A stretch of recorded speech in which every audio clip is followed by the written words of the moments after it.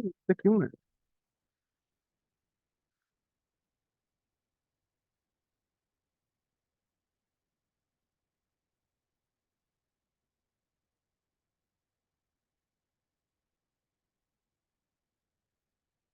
अस्सलाम वालेकुम।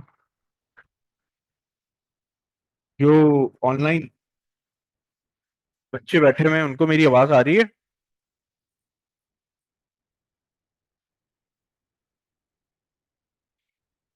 Silence can be treated as acceptance.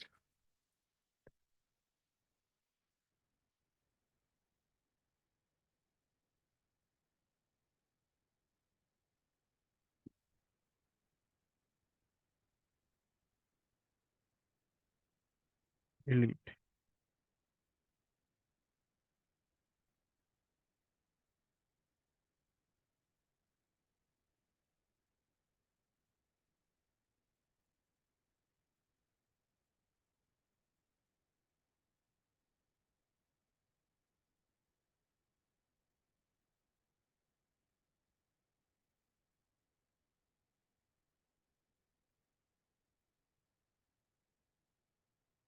अब वेट कर लेते हैं 5-10 मिनट, उसके बाद स्टार्ट करते हैं।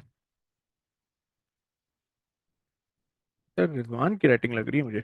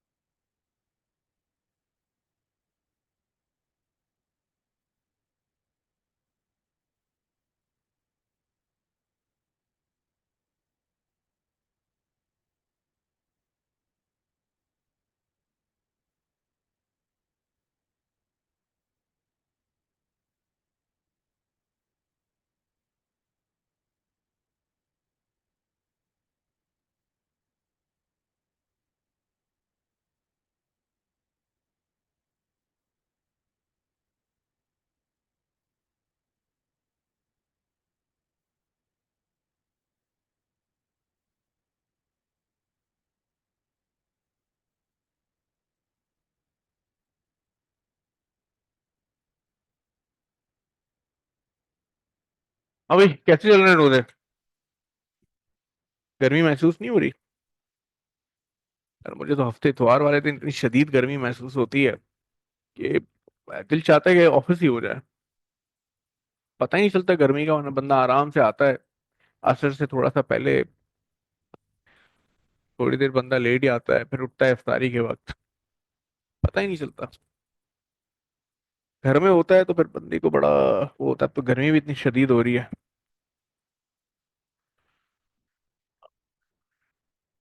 स्टार्ट करें टोटल अभी। सर हारिस की कोई क्लास हुई है आप लोगों के साथ? कितनी क्लासें हुई हैं? क्या करवाया अभी तक उन्होंने? ओके ठीक है। और ओवरव्यू में क्या क्या करवाया है? मैं इसलिए पूछ रहा हूँ कि मैं अवॉइड करूँ फिर मैं वही चीज वापस से नहीं बताऊँ। वो लिटिल बिट क्या है, वही तो जानना है मुझे।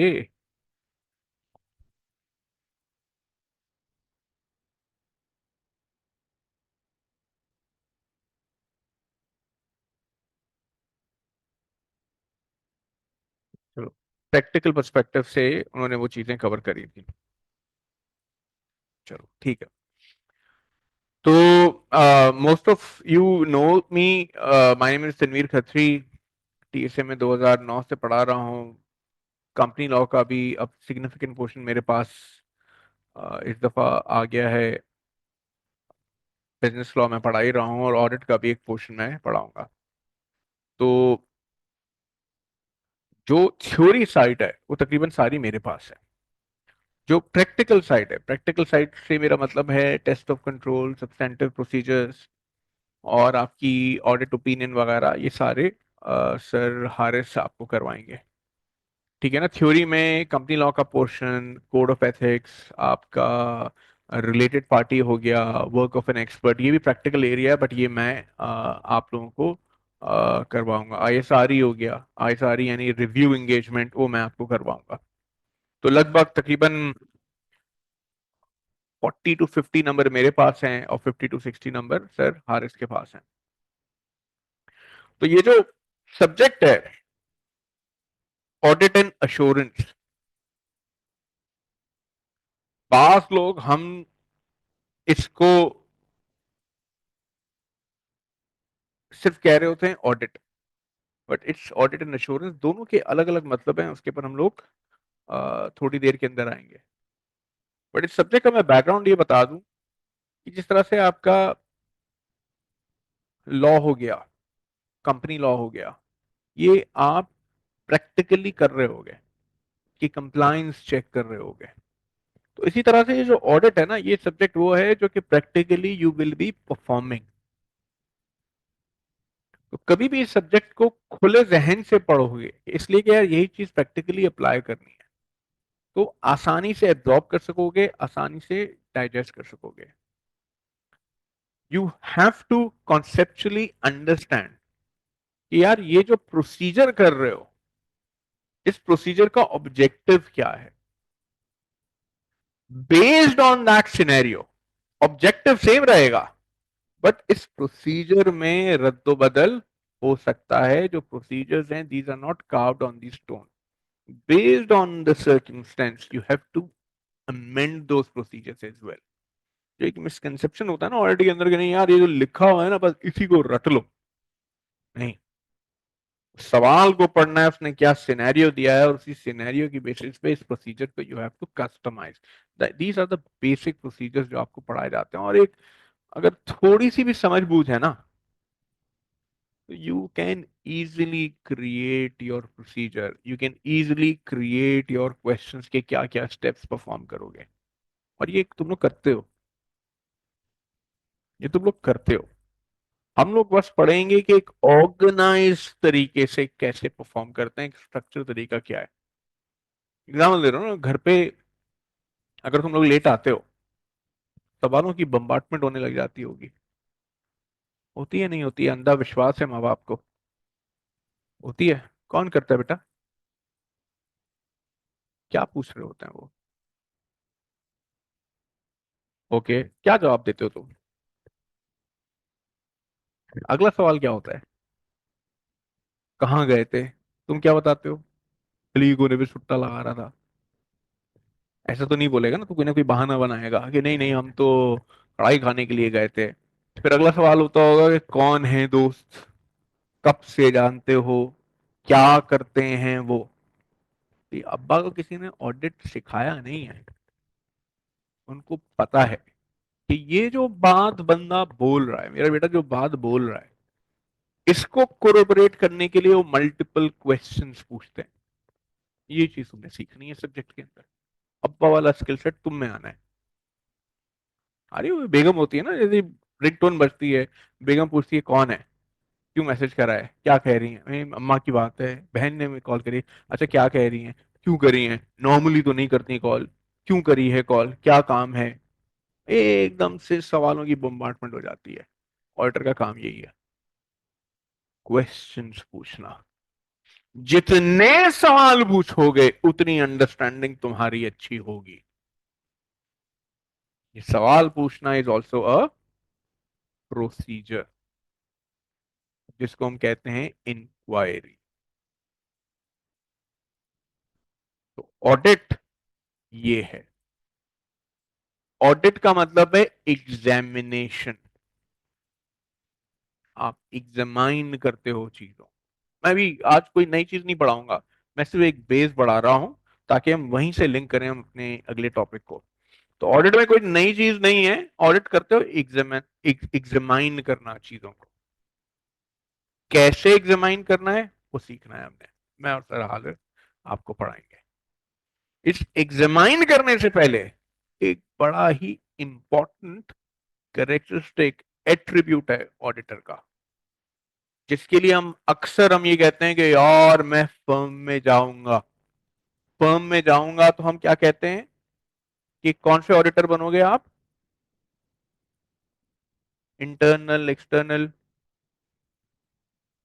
इंटरनल ऑडिट, हम लोग उसको कहते हैं एक्सटर्नल ऑडिटर बनूंगा। तो ये जो ऑडिट का सब्जेक्ट है ना, ये घूमता है एक्सटर्नल ऑडिट। से लिंक होता है। सर हमने तो इंटरनल ऑडिट का अक्सर सुना है। ये एक्सटर्नल ऑडिटर किस बला का नाम है? इंटरनल ऑडिटर का मतलब है अंदर का बंदा। यानी एक कंपनी के पेरोल के अंदर एक ऑडिट डिपार्टमेंट है जो कि कंप्लायंस चेक करता है कि policies and procedures properly perform हो रहे हैं या नहीं। यह है इंटरनल ऑडिटर, एक कंपनी के अंदर का बंदा। एक्सटर्नल ऑडिट का मतलब है बाहर का बंदा। एक्सटर्नल, बाहर का, कंपनी से कोई ताल्लुक नहीं है किसी भी फॉर्म में। क्यों नहीं है अभी पढ़ते हैं। एक्सटर्नल ऑडिट, तुम्हारे जहन क्या कहता है? आई एम सॉरी, मैं थोड़ा सा जगाऊंगा, तुम लोगों को पूछूंगा सवाल। वो इसीलिए कि जितना हम इंटरेक्टिव क्लास को रखेंगे ना, ऑनलाइन भी मैं बोल रहा हूँ भाई, जितना हम इंटरेक्टिव क्लास को रखेंगे ना, it's better for you. I would suggest कि एटलीस्ट इनिशियल क्लासेस के अंदर try to have a physical presence.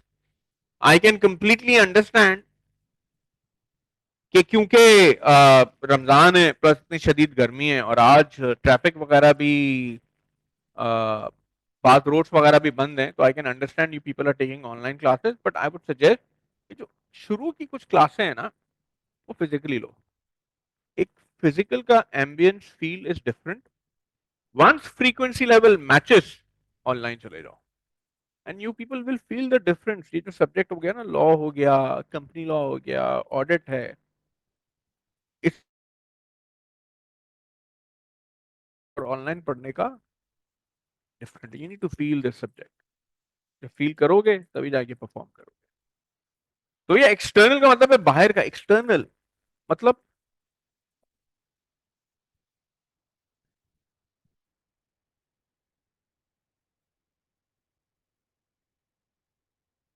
Okay ठीक है, शाबाश। और एक्सीलेंट, ठीक है। एक्सप्रेस योर सेल्फ, बोलो मेरी जान, तुम्हारा नाम?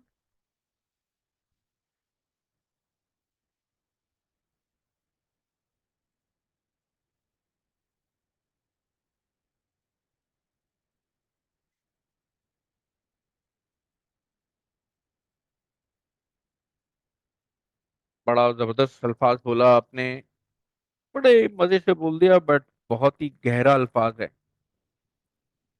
इंडिपेंडेंट, समझते हैं इसको? इंडिपेंडेंट का मतलब क्या? Okay, without bias, of very nice. चलो भाई ठीक है, एग्जाम्पल दे रहा हूँ बात समझाने के लिए, कॉन्सेप्ट को क्लियर करने के लिए। कहते हैं ना कि कोई प्रैक्टिकल एग्जाम्पल मिलती है ना, फिर इट्स इजियर टू कोरिलेट। तो भाई साहब, तेरा नाम क्या है बेटा? मास। मास, कोई तेरी फेवरेट हीरोइन? दुर्रे फिशा। सॉरी, कोई बोलेगा तो रमजानों में जो है ना, ये किस किस्म की एग्जाम्पल दे रहे हैं? हम शरिया कंप्लाइंट एग्जाम्पल देंगे इंशाल्लाह। दुर्रे फिशा। बेटा तुमने क्या नाम बताया? नदीम। बेटा अगर तुम्हारी बहन बना दो दुर्रे फिशा, कोई टेंशन तो नहीं है? ठीक है। बेटा तेरा नाम क्या है? कामा। हम्म। ये ले भाई, वो सामा बिन लादेन है तो इसलिए कह रहा नहीं था जूट से लिखे। ये बड़ा कॉम्प्लेक्स लोगों को हो गया है नाम की स्पेलिंग का। मुझे भी होता है जब VEER को VIR लोग लिख देते हैं, ओके। तो भाई हुआ ये कि माज और उसामा दोनों बहुत अच्छे दोस्त हैं।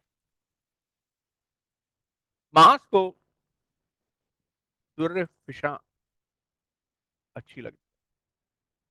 यार वो दुर्र फिशा भी सीए कर रही थी, ईरब में इनकी आर्टिकलशिप हुई, दोनों के दरमियान आई कांटेक्ट हुआ, फ्रीक्वेंसी लेवल मैच हुआ। जैसे ही फ्रीक्वेंसी लेवल मैच हुआ, माज ने कहा कि भाई बस यही है मेरा सोलमेट। ऑब्वियसली दुर्र फिशा का ताल्लुक मजहबी घराने से था। नदीम की वो बहन थी, उन्होंने बोला कि नहीं भाई, आप जाएं और मेरे पेरेंट्स, मेरे बड़े भाई हैं, आप उनसे रिश्ते की बात करें और फिर उसके बाद हम देखेंगे कैसे केसेस प्रोसीड होंगे। तो माज ने बिल्कुल एक मशरकी लड़के की तरह अपने पेरेंट्स को भेज दिया नदीम साहब के घर पे और कहा कि भाई आपकी बहन और मेरा बेटा जो कि ऑडिट फर्म में ऑडिट भी कर रहे होते हैं, वहां पे उनका फ्रीक्वेंसी लेवल मैच हुआ और लड़कों बच्चों ने ये डिसाइड करा, और हमें भी आपकी बेटी पसंद है, बहुत अच्छी मशरकी लड़की है, हमारा लड़का भी 5 वक्त का नमाजी है, सेहत में थोड़ा कमजोर है दूसरे फिशा के मुकाबले में, मगर जब ऑडिट फर्म में उसे 100% रिम्बर्समेंट मिलेगी ना, मैं गारंटी हम दे रहे हैं कि 2 साल में 10-20 किलो बोटियां चढ़ जाएंगी इसके ऊपर। यहाँ पे क्या हुआ कि रिश्ता दिया, नदीम साहब क्या कहेंगे आप, आपकी बहन है, इकलौती बहन है, आपके पेरेंट्स ने कहा है कि भाई ये हमारा बेटा है नदीम, इसकी घर में चलती है, तो जो ये कहेगा वही हम करेंगे। नदीम साहब ये कर रहे थे, एक आधा पेपर इनका बाकी था, अक्लमंद इंटेलिजेंट आदमी, उन्होंने कहा कि give us some time to think. यहां पर क्या हुआ के आपने टाइम बाय कर लिया, क्या करेगा,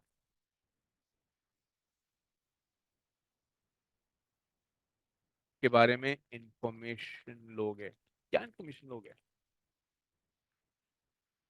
कैसा है लड़का, उसकी गैदरिंग क्या है, उसकी रूटीन क्या है, सैलरी क्या है, ये जो उसके माँ बाप ने केस प्रेजेंट करा है, ऐसा है भी या नहीं, वाकई में ये कर रहा है या नहीं कर रहा। आप लोगों से पूछोगे, ऑफिस में जाओगे, बॉस वगैरह से पूछोगे। उसामा आपका भी बहुत अच्छा दोस्त था, कह लो ये माज और नदीम दोनों का म्यूचुअल फ्रेंड था, वो उसामा के पास भी चले गए, तुम्हारे सही ताल्लुकात हैं, माँ से बहुत ही गहरी चड्डी दोस्ती है, तुम पहुंच गए नदीम साहब उसामा के पास कि यार एक बड़ा डेलिकेट का मामला है, मैं तुमसे कुछ व्यू ले लूं।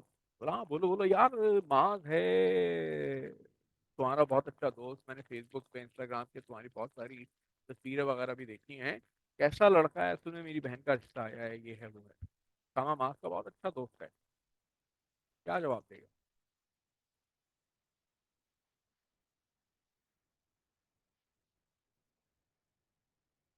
तो वो जाहिर सी बात है, मास को बहुत अच्छी तरीके से जानता है, जब बहुत अच्छे तरीके से जानता है, इसका डिसीजन होगा बायस, यानी उसका झुकाव मास की तरफ होगा।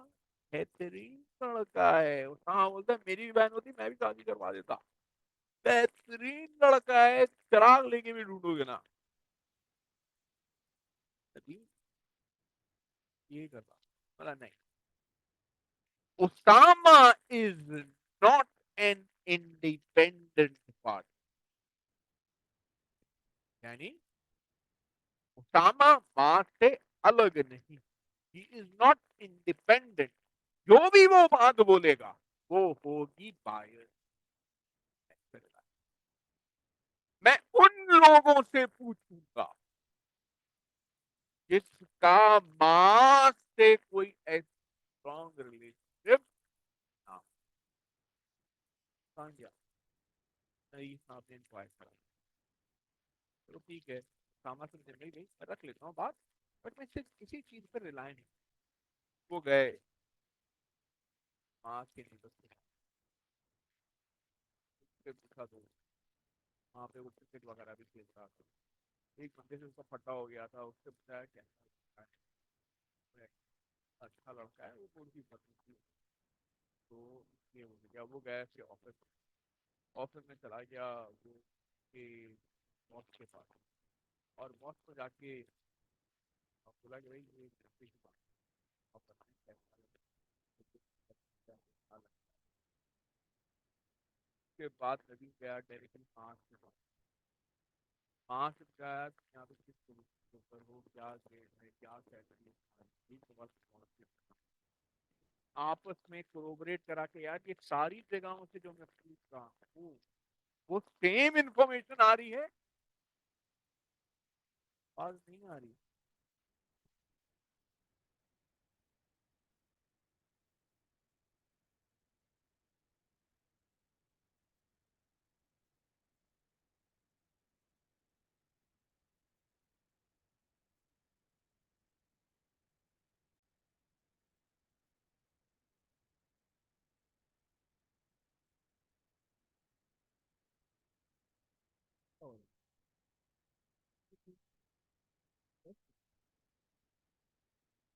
वो लोग कॉल कर रहे होते हैं हम लोगों को जिसको हम जानते ही नहीं। वो दुखी हो गए। हाँ, फिर उसका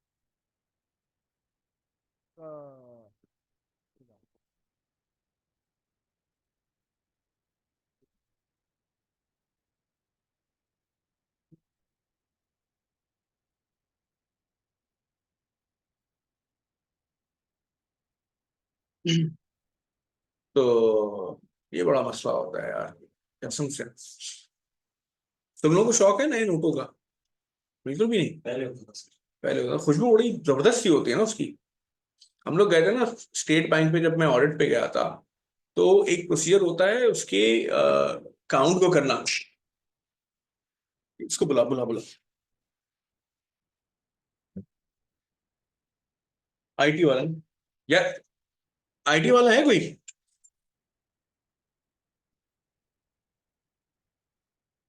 यार आवाज आ रही है अब जो भी बच्चे ऑनलाइन बैठे हुए हैं उनको? चलो एक्सीलेंट, अब हम लोग स्टार्ट कर रहे हैं। तो मैं स्टेट बैंक पे, सॉरी यार मैं पढ़ाना रोक के हम एक मैं कहानी सुना रहा था, किस्सा सुना रहा था, इनफैक्ट कहानी तो नहीं। तो एक प्रोसीजर होता है कैश काउंट करना, तो हम लोग स्टेट बैंक के वॉल्ट के अंदर गए थे कैश काउंट करने के लिए। तो पूरी वो गड्डियां, जो मनी हाइस्ट के अंदर नहीं देखी थी, पूरी वो रिम के ऊपर पड़े, रिम के थद्दे प्लास्टिक में पैक होके पड़े हुए हैं, तो उस तरीके से इतनी शदीद गंदी स्मेल कागज की उस वॉल्ट में आ रही थी ना, कि हम नाक पे कपड़ा बांध के रहते हैं। वैसे इकलौती गड्डी की खुशबू अच्छी लगती है, बट जहाँ इतनी सारी जमा हो जाए ना, तो ऐसी अजीब सी कैफियत है। हम लोग 10-15 मिनट में बाहर आ गए थे। तो चले जी। तो भाई हम लोग माज और दुर्र फिशा की रिश्ते की बात चला रहे थे, जिसके बाद हमने कहा कि नदीम ने डिफरेंट सोर्सेज से इंफॉर्मेशन गैदर करी। उसके अंदर एक इंडिपेंडेंट अंकल उनको मिले, जो कि दूर के रिलेटिव हैं, बट बायस नहीं है मास के ऊपर। ठीक है। तो यहां पे नदीम ने इन अंकल से भी पूछा, इन अंकल ने भी ओके की रिपोर्ट दी कि भाई लड़का अच्छा है। मैं भी चाह रहा था कि अपनी बेटी से इसकी बात चलाऊं, बट उतना सेहतमंद नहीं है जितनी मेरी बेटी सेहतमंद है। इसीलिए हमने आगे बात चलाई। बट लड़का इज गुड, 5 वक्त का नमाजी है माशाल्लाह से, और प्रोस्पेक्ट्स भी अच्छे हैं। सीए ऑलमोस्ट उसने कंप्लीट कर लिया है। बेहतरीन लड़का है। जितनी रिलायंस ये उसामा पे प्लेस करते, उससे कई ज्यादा रिलायंस उन्होंने इन अंकल पे प्लेस करी। क्यों? Because he is an external party. जब किसी एक्सटर्नल पार्टी से इंफॉर्मेशन मिल रही होती है तो उसकी वेटेज ज्यादा होती है। नदीम ने इस पे रिलाय करा और बात पक्की कर दी। एक्सटर्नल यानी इंडिपेंडेंट, जिसका मास से कोई डायरेक्ट कनेक्शन ना हो। यही इंपॉर्टेंट कैरेक्टरिस्टिक है एक ऑडिटर की, जिसको समझना शदीद जरूरी है। कि एक ऑडिटर, अब बच्चे कह रहे हैं कि क्लियर आवाज है, कि एक ऑडिटर का एक्सटर्नल होना जरूरी है, यानी बाहर का। उसका फर्म से, उसका कंपनी से कोई ताल्लुक नहीं हो, यानी इंडिपेंडेंट हो। इंडिपेंडेंट का मतलब ये कि उसका कंपनी से कोई डायरेक्ट कनेक्शन ना हो। यानी कि एक एक्सटर्नल ऑडिटर ने कंपनी के अंदर इन्वेस्टमेंट ना करी हो जिसका वो ऑडिट कर रहा है। क्यों? क्योंकि अगर उसने इन्वेस्टमेंट भी करी हुई है और ऑडिट भी कर रहा है, उसका डिसीजन होगा बायस। यार अच्छा प्रॉफिट दिखाए, एडजस्टमेंट पास नहीं करवाओ। अच्छा प्रॉफिट दिखाएगी, शेयर प्राइस बढ़ेगी, ज्यादा डिविडेंड मिलेगा, एक ऑडिटर को पैसे मिलेंगे रिटर्न की फॉर्म में। इंडिपेंडेंट नहीं है। एक्सटर्नल ऑडिटर का इंडिपेंडेंट होना जरूरी है। इसी तरीके से कोई क्लोज फैमिली मेंबर वहां पे की पोजीशन पे ना हो, एग्जाम्पल दे रहा हूं बात समझाने के लिए, कॉन्सेप्ट को क्लियर करने के लिए, बात को समझाने के लिए। मां दुर्रे फिजा की शादी हो गई। हुआ क्या कि खुदा की करनी यह हुई कि मां साहब बन गए पीडब्ल्यूसी के अंदर पार्टनर, दुर्रे फिशा बन गई एचबीएल की सीएफओ। फर्म ने पिच करा एचबीएल के लिए, एक्सटर्नल ऑडिट के लिए, इनको क्लाइंट मिल गया। यहां पे माल ने बोला यार मेरी तो बेगम है वहां पे, अच्छे तरीके से मैं ऑडिट कर दूंगा, ये सारी बातें बताऊंगी, मैं एक्सटर्नल ऑडिटर बन जाता हूं। आज तुम बताओ, क्या तुम कोई मसले निकालोगे तो क्या तुम दुर्रे फिशा को बताओगे कि तुम्हारे काम में ये इशू है? एक तो बताओगे नहीं, अगर बताया तो तुम्हारी पर्सनल लाइफ भी डिस्टर्ब हो जाएगी। यहां पर क्या होगा, इंडिपेंडेंस इंपेयर हो जाएगी। इसीलिए कहा जाता है कि जरूरी है एक एक्सटर्नल ऑडिटर जब ऑडिट पे जाए तो कोई क्लोज फैमिली मेंबर वहां पे ना हो। इससे क्या होगा, इंडिपेंडेंस इंपैक्ट होगी। आ रही बात समझ में? सिर्फ दो बातें बताई हैं। जरूरी है एक एक्सटर्नल ऑडिटर का इंडिपेंडेंट होना, बाहर का होना, यानी उसका कोई भी ताल्लुक कंपनी से ना हो, ना ही कोई इन्वेस्टमेंट हो, ना ही कोई क्लोज फैमिली मेंबर हो, ना ही वो अपना काम रिव्यू कर रहा हो। हमारी बात समझ में? क्लाइंट करेगा अपना काम, एक्सटर्नल ऑडिटर करेगा अपना काम। एक चाइनीज वॉल है, ना ये उधर जाएगा ना वो यहां पर आएगा। हमारी बात समझ में? तो ऑडिट के लिए जरूरी है कि एक एक्सटर्नल ऑडिटर हो, इंडिपेंडेंट ऑडिटर हो, वही ऑडिट कर सकता है।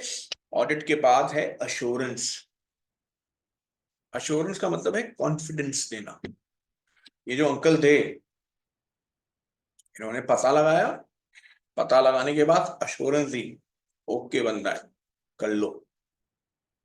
ऑडिटर का भी काम यही है, ऑडिट प्रोसीजर्स परफॉर्म करेगा, ऑडिट एविडेंस लेगा, उस ऑडिट एविडेंस की बेसिस पे ओपिनियन देगा। वो ओपिनियन क्या है, कॉन्फिडेंस, अश्योरेंस। हमने फाइनेंशियल स्टेटमेंट्स देख लिए हैं, मटेरियल मिसस्टेटमेंट से पाक है, they are free from material misstatement. ये ऑडिटर का काम है। ये सब्जेक्ट भी यही है, ऑडिट एंड अश्योरेंस। ना सिर्फ ऑडिट करना सीखना है, बल्कि साथ ही साथ अश्योरेंस भी देनी है। उसका एक लिमिटेड कंपोनेंट आपकी कोर्स के अंदर है। क्या सब लोग यहाँ पे मेरे साथ हो? कोई सवाल यहाँ पे नहीं? कोई सवाल नहीं? निश्ता, आगे बढ़ जाओ? चलो जी, आगे बढ़ जाते हैं भाई। तो एक्सटर्नल ऑडिटर को अपॉइंट कौन करता है? Independent firm, BOD. Okay, BOD appoint करती है। ओके, बीओडी को कौन अपॉइंट करता है? Share shareholders. Shareholders कौन होते हैं? होल्डर्स। ओके, और डायरेक्टर्स कौन होते हैं? कंपनी के। शेयर होल्डर इन्वेस्टमेंट क्यों करता है? पैसे कमाने के लिए। किस तरीके से पैसे आ सकते हैं उसके पास? शेयर की वैल्यू बढ़ जाए, कैपिटल गेन में आ जाए या डिविडेंड की फॉर्म में आ जाए। जो प्रॉफिट कमाया है उस प्रॉफिट को वो डिस्ट्रीब्यूट कर रहे हैं। कॉन्सेप्चुअली समझते हैं। फिर एक्सटर्नल ऑडिटर को यहाँ पे लेकर आते हैं, ये कौन अपॉइंट करता है और क्यों आ रहे होते हैं, एक्सटर्नल क्यों कहते हैं। तो भाई हमने कहा कि एक शेयर होल्डर है। शेयर होल्डर है भैया मालिक, यानी अगर तुम्हारे पास किसी कंपनी का एक भी शेयर है तो तुम कह सकते हो मैं कंपनी का मालिक हूं, चाहे उसकी वैल्यू 10 रुपए की हो। हमारी बात समझ में? बट कंट्रोल तुम्हारा नहीं होगा। जरूरी नहीं है जो तुम कह रहे हो वही कंपनी करे। अगर सिग्निफिकेंट शेयर होल्डिंग तुम्हारे पास है तो यस, जो तुम बोलोगे वही होगी। जब शेयर होल्डर ने डिफरेंट कंपनियों में इन्वेस्टमेंट करी हुई है तो खुद तो कंपनीज को मैनेज नहीं कर सकते, तो ये अपने बंदे अपॉइंट करते हैं। जिसको हम कहते हैं डायरेक्टर।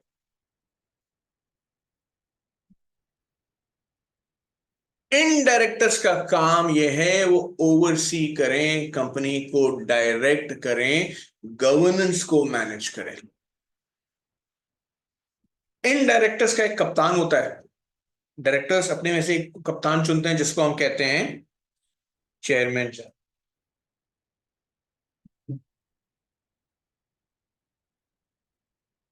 ऑडिटिंग स्टैंडर्ड में बोर्ड ऑफ डायरेक्टर्स के लिए वर्ड यूज करा जाता है दोस चार्ज्ड विथ गवर्नेंस। इसको मैं लिखूंगा TCWG। इनका काम है गवर्नेंस को इंश्योर करें। अब डे टू डे जो बिजनेस के मैटर्स हैं, जाहिर सी बात है ये डायरेक्टर्स उसमें इन्वॉल्व नहीं होंगे, ये तो ऊपर लेवल से देख रहे होते हैं कि चीजें सही चल रही हैं नहीं चल रही। ये एक लीडर को चुनते हैं मैनेजमेंट में से। अब आ गई आपकी मैनेजमेंट। ये लीडर को हम कहते हैं CEO/प्रेसिडेंट, राइट। CEO प्रेसिडेंट इस कंपनी को चलाने के लिए डिफरेंट लोगों को हायर करता है। CFO हो गया, ट्रेजरर हो गया, बिजनेस हेड हो गया, कंप्लायंस हेड हो गया, कंपनी सेक्रेटरी हो गया।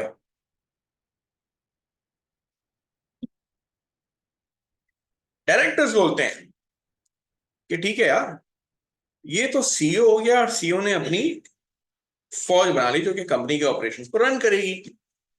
बट हमें कौन कॉन्फिडेंस देगा कि जो काम कंपनी में हो रहा है वो सही हो रहा है या नहीं हो रहा? तो ये डायरेक्टर्स इंटरनल ऑडिट को बनाते हैं, यानी कंपनी के अंदर ही एक ऑडिट डिपार्टमेंट जिसको हम कहते हैं इंटरनल ऑडिट। और ये इंटरनल ऑडिट डायरेक्टर्स को डायरेक्टली रिपोर्ट करता है, CEO को रिपोर्ट नहीं करता। और ये इंटरनल ऑडिटर CEO की और उसकी मैनेजमेंट टीम की सारी चुगलियां लगा रहा होता है कि इन्होंने ये सही नहीं करा, ये सही नहीं करा, ये सही नहीं करा। डायरेक्टर्स को उसके ऊपर होता है कंफर्ट। स्टोरी कुछ नहीं हुई कि CEO आया 5 मिलियन की सैलरी के ऊपर, बोनस भी बढ़िया सा इसको मिल रहा है, गाड़ी भी मिल रही है, मैनेजमेंट टीम की भी अच्छी खासी सैलरी है, गाड़ियां मिल रही हैं, ट्रिप भी मिल रहे हैं, बच्चों की स्कूल की फीस भी हो रही है और डिफरेंट चीजें इनको मिल रही हैं। आखिर में इन्होंने फाइनेंशियल स्टेटमेंट्स बनाए।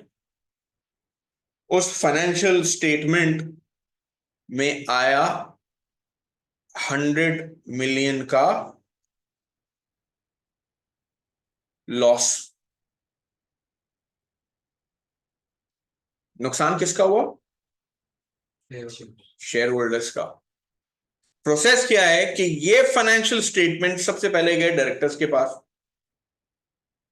डायरेक्टर्स ने रिव्यू करे, इंटरनल ऑडिट ने भी कंफर्ट दी, रिकमेंड कर दिया अप्रूवल के लिए। डायरेक्टर्स ने ये फाइनेंशियल्स फिर लेके गए एनुअल जनरल मीटिंग के अंदर, जहां पे कौन अप्रूव करेगा इनको? Members, share holders. जैसे ही AGM शुरू हुई तो वहां एक बंदा खड़ा हो गया, मैं नहीं मानता इन नंबर्स को, यहाँ पे तो 100 मिलियन का लॉस है। तुम्हारे एग्जीक्यूटिव तो कोई लैंड क्रूजर में आ रहा है, कोई फॉर्च्यूनर में आ रहा है, टिप टॉप एम्बेसडर का सूट लिया हुआ है, हर्मीस की 25-35 हजार वाली टाइयां पहनी हुई हैं, घड़ियां पहनी हुई हैं टैगवर की 5-6 लाख की। ऐसा कैसे हो सकता है कि इन लोगों की जेबें भर रही हैं और कंपनी का लॉस है 100 मिलियन का? मैं नहीं मानता इन नंबर्स को। यहां पर क्या होता है, यहां पे शेयर होल्डर बोलते हैं नहीं भाई, हम अपना बंदा अपॉइंट करेंगे जो हमें कंफर्ट देगा कि जो फाइनेंशियल स्टेटमेंट इस CFO ने बनाए हैं, बोर्ड ने रिकमेंड करे हैं, वो सही है या नहीं। वो ये भी बताएगा कि जो डायरेक्टर्स को हमने अपॉइंट करा है वो सही काम कर रहे हैं या नहीं। यहां पे एजीएम में अपॉइंट होता है आपका एक्सटर्नल ऑडिटर, पीडब्ल्यूसी हो गई, केपीएमजी हो गई, ईवाई हो गई, कोई भी फर्म हो गई। इस एक्सटर्नल ऑडिटर के लिए जरूरी है कि वो क्या हो, इंडिपेंडेंट। इंडिपेंडेंट का मतलब उसका उस कंपनी के साथ जिसका वो एक्सटर्नल ऑडिटर है कोई ताल्लुक ना हो, कोई फाइनेंशियल डिपेंडेंसी ना हो, कोई क्लोज फैमिली मेंबर वहां पर ना हो जिससे उसका डिसीजन बायस हो।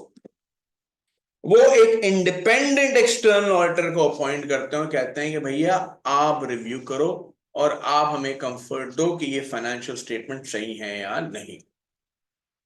तो एक्सटर्नल ऑडिटर ऑडिट करता है, ऑडिट रिपोर्ट देता है, ऑडिट रिपोर्ट बोर्ड में प्रेजेंट होती है, बोर्ड उसको रिकमेंड करता है और फिर audited financial statements along with external auditor report AGM में प्रेजेंट होती है कि हाँ हमने देख लिया है वाकई में फाइनेंशियल ये एंटिटी लॉस के अंदर है, आप इसे अप्रूव कर दें। और शेयर होल्डर बोलते हैं हाँ यार ये इंडिपेंडेंट पार्टी जिसे हमने ही अपॉइंट करा है वो एक ओपिनियन दे रहा है, हम इस पे ज्यादा रिलायंस प्लेस करते हैं। This is the whole underline concept कि शेयर होल्डर अपॉइंट करते हैं एक्सटर्नल ऑडिटर को। क्या सब लोग यहाँ पे मेरे साथ हो? वैसे शेयर होल्डर कैसे अपॉइंट करते हैं, मतलब उनको क्या? ओके बेटा, शेयर होल्डर कंपनी लॉ में रिक्वायरमेंट है कि any share holder who has 10% और more share holding in a company can nominate an external auditor. Number one, अगर कोई नॉमिनेट नहीं कर रहा तो डायरेक्टर्स, मैनेजमेंट नॉमिनेट करती है, डायरेक्टर्स रिकमेंड करते हैं और शेयर होल्डर एजीएम में उस एक्सटर्नल ऑडिटर को अपॉइंट करते हैं कि हाँ हमने देख लिया है ये इंडिपेंडेंट पार्टी है, इसकी आई कैप की रेटिंग भी अच्छी है, आप इसको अपॉइंट कर लो। अरे there are two ways, either shareholders will recommend but they needs to have 10% और मोर शेयर होल्डिंग, या डायरेक्टर्स या मैनेजमेंट में से भी कोई आरएफपी रेस करता है तीन के, और तीनों में से किसी एक को सेलेक्ट करते हैं कि यार इसको अप्रूव कर दो। अल्टीमेटली शेयर होल्डर अप्रूव कर रहा होता है एक्सटर्नल ऑडिटर को भी। लेकिन कोई रिक्वायरमेंट नहीं है कि एक्सटर्नल ऑडिटर कौन होना चाहिए। फॉर एग्जांपल मेरे पास 55% ओनरशिप है कंपनी की, तो बात ऑफिशियली मेरी माननी चाहिए। मैंने बोल दी ये माज एक्सटर्नल ऑडिटर, माज सब्जी वाला है, तो ये इतनी इसको ऑडिटर बना नहीं सकते। नहीं बेटा, बिल्कुल एक्सटर्नल ऑडिटर की रिक्वायरमेंट है depending upon the size of the company. Either it should be he should be a chartered accountant या आईसीएमए क्वालिफाइड। यानी एक अगर प्राइवेट कंपनी है उसका ऑडिट आईसीएमए क्वालिफाइड कर सकता है, बट अगर एक लिस्टेड एंटिटी है, पब्लिक एंटिटी है, उसका आईसीएमए क्वालिफाइड बंदा नहीं कर सकता, उसके लिए जरूरी है चार्टर्ड अकाउंटेंट हो या फर्म ऑफ चार्टर्ड अकाउंटेंट्स हो जिसको आईकैप ने लाइसेंस दिया हुआ हो प्रैक्टिस के लिए। तो ये एक मिनिमम रिक्वायरमेंट है।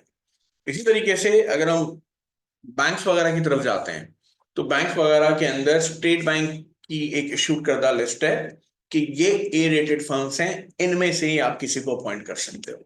तो there are multiple regulations, there are multiple requirements. उन रिक्वायरमेंट्स के पर पूरा होना चाहिए, कोई सब्जी वाला ऑडिटर नहीं बन सकता। सब्जी वाला अपने अकाउंट्स खुद बना सकता है बट किसी कंपनी के अकाउंट्स ऑडिट नहीं कर सकता।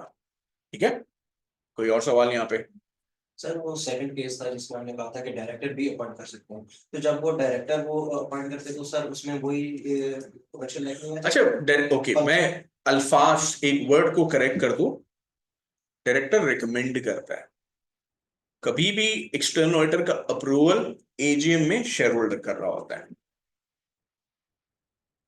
कॉन्सेप्ट क्लियर हो गया? कोई और सवाल? सर ये एक्सटर्नल ऑडिटर है कि अगर कोई कंपनी उसको ऑफर कर दे कि हम आपको इतना अमाउंट दोगे तो हमारी जो फाइनेंशियल स्टेटमेंट है क्या ओवर स्टेट बता दो, आइए बोलो। फिर पता कैसे चलेगा कि ये ऑडिटर जो है ये कंपनी को झूठ बता रहे हैं, ऐसे बता मतलब फंड को झूठ बता रहे हैं, ऐसे बता। मैं आधा सवाल समझ गया। आप ये कह रहे हैं कि सर एक्सटर्नल ऑडिटर का जमीर खरीदा जा सकता है, और फिर आप बोल रहे हो पकड़ा कैसे जाएगा, ये कह रहे हो ना? ओके। मैं अक्सर लॉ के अंदर ऐसे सवाल के बारे में जवाब देता हूं कि लेट्स सपोज, घर पे क्या बोला है, कहाँ पे गए हो?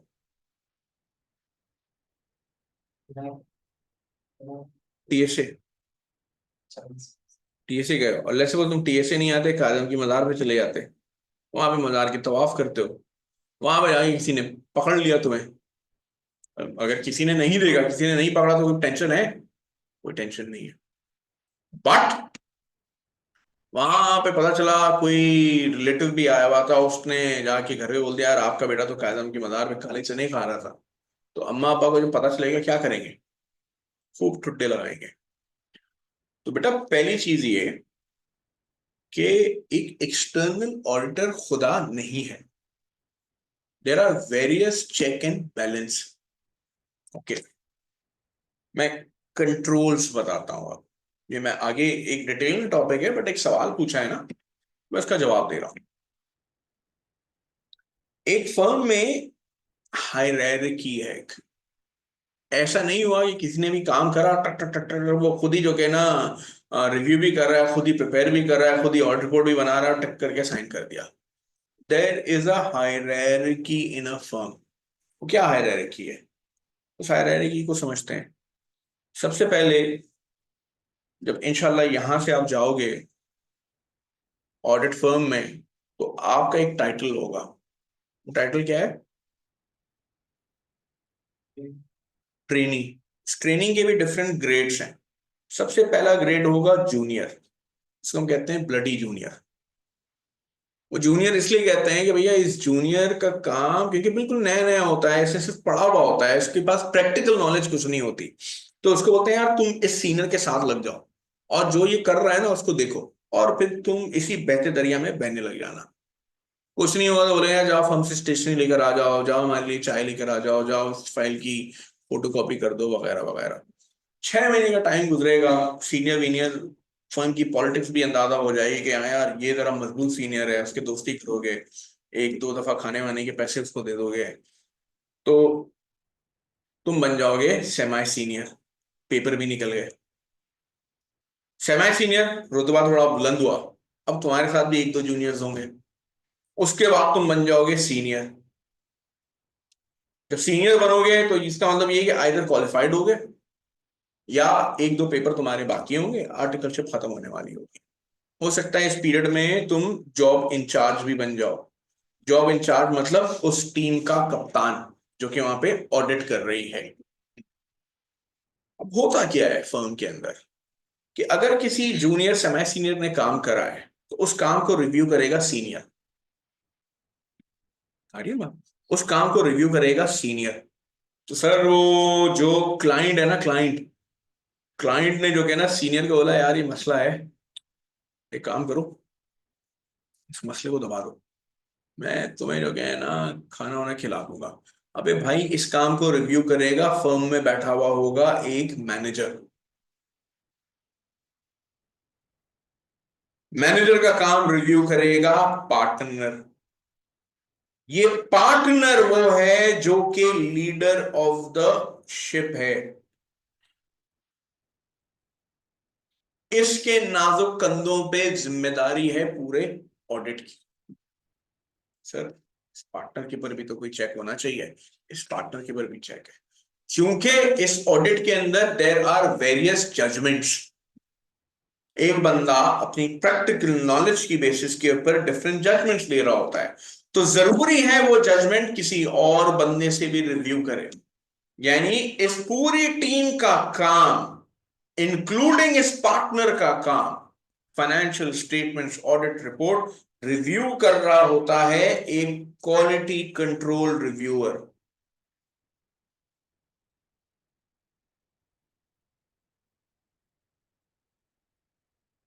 Quality control reviewer. सर ये क्वालिटी कंट्रोल, ये भी इसका स्टेटस एक पार्टनर जैसा ही होता है, ये भी एक पार्टनर ही होता है।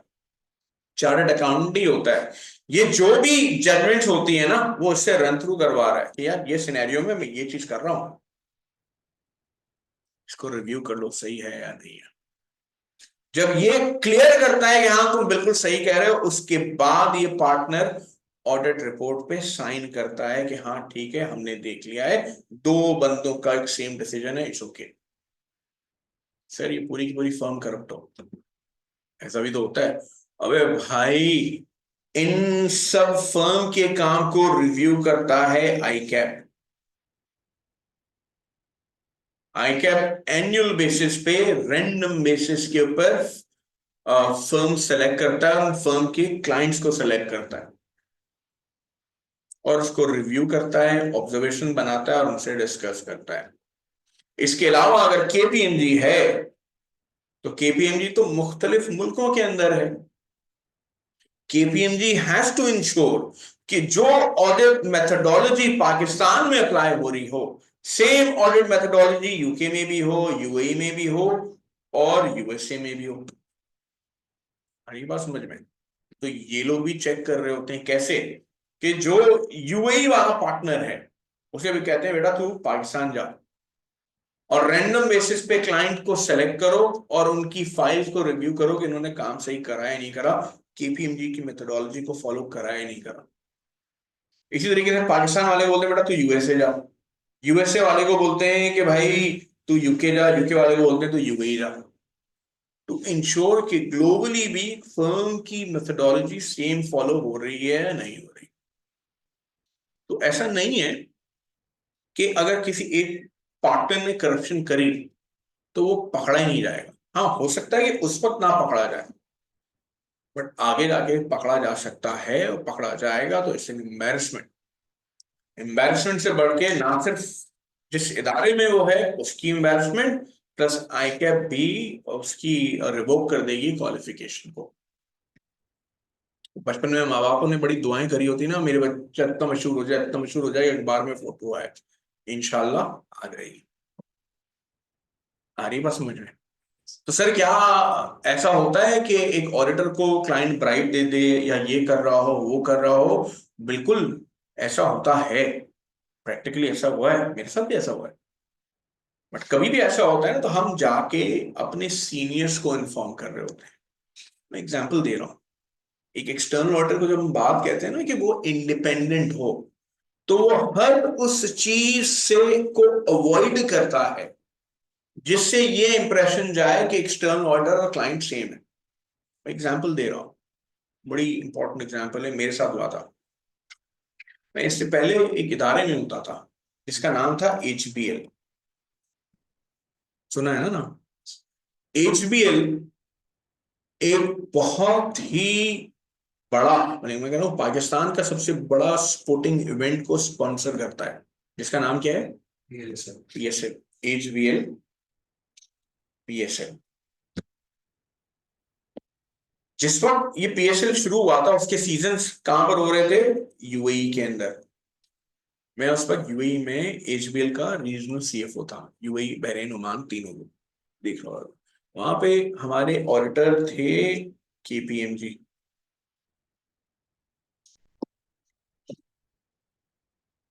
जाहिर सी बात है एक ऑर्गेनाइजेशन ने इतने महंगे पैसा खर्चा करा है तो फ्री पासेस वगैरह हमारे पास आते हैं। उस जमाने में बड़े लोग फोन कर रहे होते थे यार ये पासेस अरेंज कर दो, ये कर दो, वो कर दो।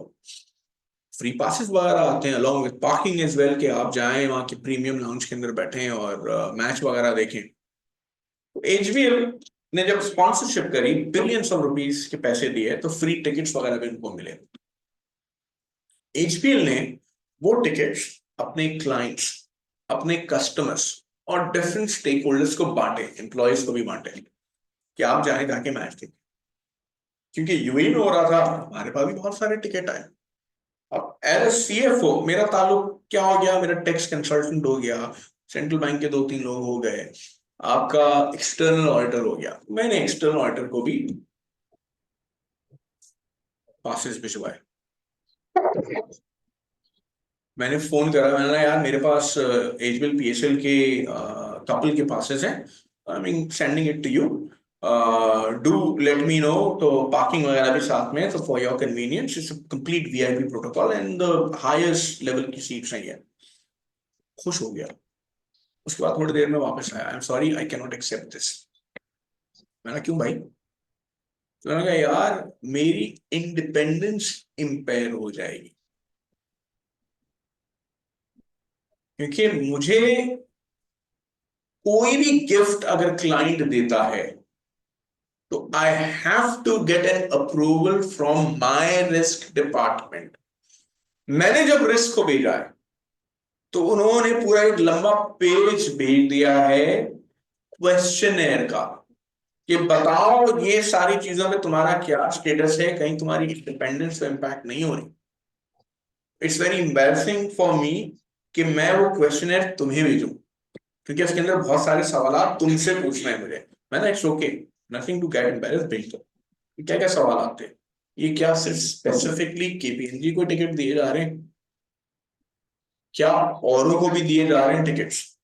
ऐसा तो नहीं कि सिर्फ केपीएमजी को दिया है, उसको एक्सप्लेन करा कि नहीं सिर्फ केपीएमजी के लिए नहीं है, हम लोग अपने कॉर्पोरेट क्लाइंट्स को भी दे रहे हैं, हम अपने टैक्स कंसल्टेंट को भी दे रहे हैं, और हम इसी तरीके से एक्सटर्नल ऑडिटर को भी दे रहे हैं। तो डिफरेंट चीजें थी, वो सारी information the. First he got it clear from his risk department, उसके बाद उसने उस टिकट को एक्सेप्ट करा। तो इतना कॉशियस अप्रोच होती है ऑडिट फर्म्स की कि कोई ऐसी हरकत ना हो, कोई ऐसी चीज ना हो जिससे उनकी इंडिपेंडेंस इंपेयर हो जाए। समझ में आई बात तुम्हारी? कोई और सवाल यहाँ पे? क्वालिटी कंट्रोल जो पर्सन है ये जरूरी है कि इंडिपेंडेंट ही होना चाहिए? हाँ, जो रिक्वायरमेंट एक एक्सटर्नल ऑडिटर के लिए है वही रिक्वायरमेंट क्वालिटी कंट्रोल पार्टनर के लिए है। एक पार्टनर के लिए जरूरी है चार्टर्ड अकाउंट हो, क्वालिटी कंट्रोल पार्टनर के लिए भी जरूरी है वो भी चार्टर्ड अकाउंट। आगे जाके हम डिटेल में पढ़ेंगे। अभी एक सवाल पूछा था तो तुम्हें समझाने के लिए, बताने के लिए कि भाई काम पक्का करा हुआ है बट इसके अंदर भी लोग कोई ना कोई हल निकाल लेते हैं। बट उन्हें बहुत दफा डेफिनेशन होती है, वो डेफिनेशन क्या है? मैं एग्जाम्पल दे रहा हूँ जो हमारे साथ हुआ था। हमने क्लाइंट से डिनर खाया था, बट वो था क्या मसला, उसमें ये नहीं कि हमने कोई इशू छोड़ दिया था, हमने उसको एडवाइस करा था कि यार ये एंगल भी देख लो। वह ये था, आई डोंट नो अब ये मसला है या नहीं है। मेरे पास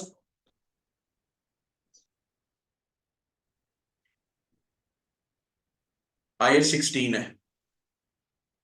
IS16 किस चीज का है? बिल्कुल प्रॉपर्टी प्लांट एंड इक्विपमेंट का है। यहाँ पे दो मॉडल बताता है, cost model, revaluation model. Revaluation होगी और हर क्लास ऑफ आइटम की होगी, और अगर किसी प्रॉपर्टी की वैल्यू कम है तो you will take it as an impairment in P&L। तो सरप्लस और डेफिसिट को ऑफसेट नहीं कर सकते, ये IS16 कहता है। हम लोग उस वक्त एक बैंक पे ऑडिट पे थे and I was job incharge. ऐसी बात है, नया नया पेपर दिया था हम लोगों ने। तो हमारे एक बच्चा एक इशू निकाल कर आया, इशू निकाल कर आया, हम क्लाइंट के पास गए कि भाई ये आपने जो कहना जो भी डेफिसिट आ रहा है वो P&L में नहीं डाला हुआ, you have to book an impairment. Client की हो गई ब्लास्ट। क्लाइंट ने बोला यार मैंने तो डायरेक्टर्स को नंबर्स कम्युनिकेट कर दिए प्रॉफिट के, इतना लेट क्यों लाए, पहले लाते, ये है वो है। हमने बोला भाई वैल्यूएशन ही आपने कल दी है और हम 24 आवर्स में लेकर आ गए, या तो पहले लेते वैल्यूएशन, हमारी थोड़ी गलती है, तो गेट इट फिक्स, सही करें। क्लाइंट की हो गई ब्लास्ट। क्लाइंट ने कहा कि भाई ये तो मसला हो गया यार, मेरी तो नौकरी से निकाल देंगे, ये कर देंगे वो कर देंगे।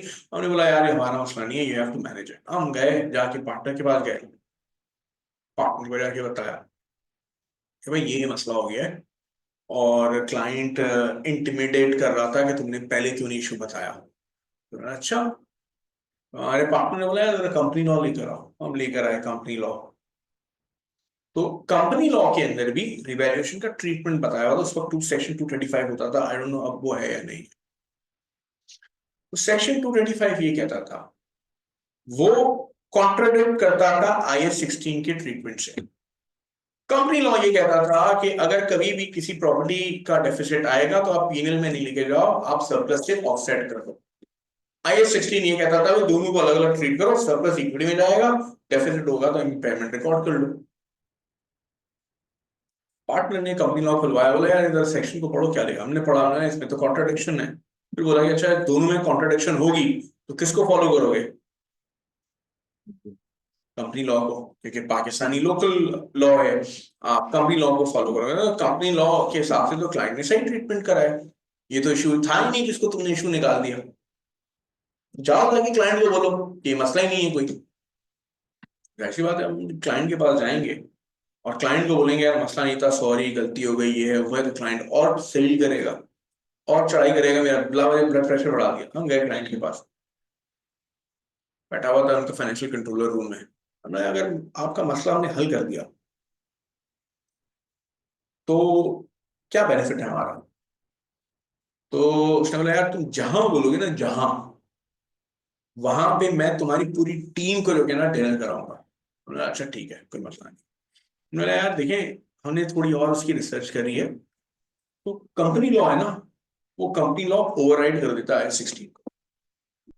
तो आप क्योंकि पाकिस्तानी एंटिटी है, you will follow company law, तो IAS 16 का तो ये इशू ही नहीं है। आपने सही ट्रीटमेंट करा है, कोई एडजस्टमेंट करने की जरूरत ही नहीं। क्लाइंट भी चार्टर्ड अकाउंट था कि जमाने में ऑर्डर, उसने बोला लॉ, कंपनी लॉ में पढ़ूंगा। उसने पढ़ा, देखा, तो बोला यार बिल्कुल ठीक कह रहे हो। था क्या कोई मसला? नहीं था। हमने ही मसला निकाला जो नहीं था और बाद में उसको सोल्यूशन भी दिया। बट अगर जाके बोलते सॉरी गलती हो गई, उल्टा और रबड़ स्क्रॉल भी करता हमारी। हमने कहा कि नहीं यार, ये इस तरीके से हम इसको देखें तो इट्स नॉट एन इशू। और क्लाइंट ने हमें पीसी में, चांदनी लाउंज आज भी है, पूरी टीम को उसने डिनर करवाया था। उस जमाने में 34,000 रुपीज का बिल बना था। सर क्या ये इससे इंडिपेंडेंस इंपेयर हो गई? नहीं, कॉन्टेक्स्ट वाज डिफरेंट। आ रही बात समझ में? कोई सवाल? सर कंपनी में इंडिपेंडेंट डायरेक्टर भी होते हैं सर, तो क्या इंडिपेंडेंट डायरेक्टर भी वो अपॉइंट कर सकते हैं ये रिव्यू करने के लिए ऑडिट को? हाँ हाँ बिल्कुल। देखो, तो उनका पर्सपेक्टिव देखो ये जो डायरेक्टर्स होते हैं ना, ये डायरेक्टर्स मिलके रिकमेंड करते हैं एक्सटर्नल ऑडिटर को। डायरेक्टर्स में ऑल्सो नॉमिनेट, वो बोल सकते हैं कि यार इस ऑडिट फर्म को भी देख लो। मैनेजमेंट देन इवैल्यूएट्स एंड सी, वो बोर्ड में प्रेजेंट करती है कि यार ये सही लग रहा है, इसकी क्वालिटी भी सही है, इसकी फीस भी मुनासिब है, आप रिकमेंड करें। ये डायरेक्टर्स कलेक्टिवली रिकमेंड करते हैं शेयर होल्डर्स को, शेयर होल्डर फिर उसको अप्रूव करते हैं। तो देयर इज अ प्रोटोकॉल जिसके तहत फिर चीजें चल रही होती है। ठीक है, कोई और सवाल? सवाल निश्ता, आगे बढ़े। तो भाई एक आपके लॉ के टीचर होते हैं जिन्होंने आपको बिजनेस लॉ पढ़ाया है और उसमें पढ़ाया है एजेंसी की रिलेशनशिप।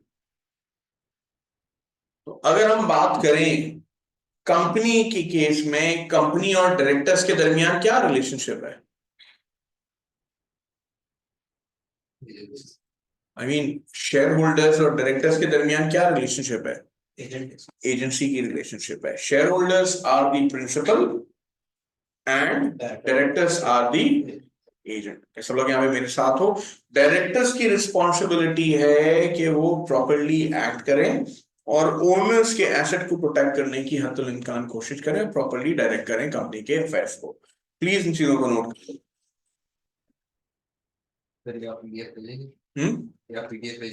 बिल्कुल, मैं PDF भेज दूंगा। सर नोट कर लीजिए।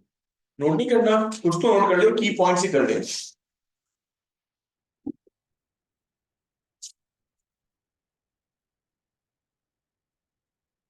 कोई ऑनलाइन से किसी के ध्यान में कोई सवाल है तो प्लीज बोलें।